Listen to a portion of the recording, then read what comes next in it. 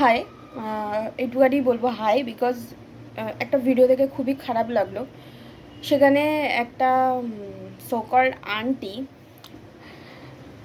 বলছে যে তার ছেলে নাকি তাকে বলেছে যে কী বলে কাঁচের সবুজ চুড়ি পরবে না, নাহলে নাকি বিহারি লাগে, এই লাগে সেই লাগে, ঠিক আছে।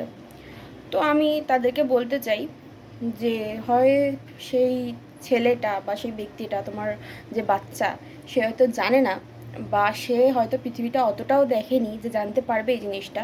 বাট তোমার তো একটুখানি মানসিকতা থাকা দরকার যে তুমি সোশ্যাল মিডিয়াতে এসে কী বলছো না বলছো সেটা ভেবে বলো।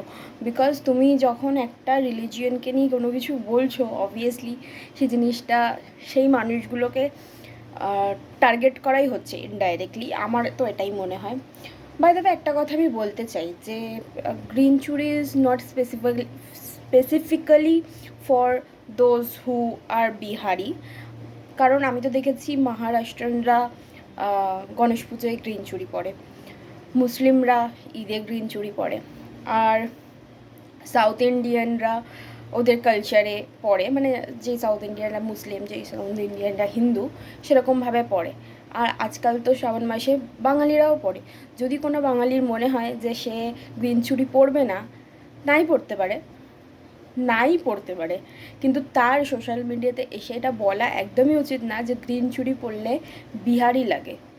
ওকে, বিহারি বলে ছোট করছেন নাকি কি বলতে চাইছেন আমি জানি না, বাট আমার জিনিসটা মনে হলো বলাটা উচিত, তাই আমি বললাম।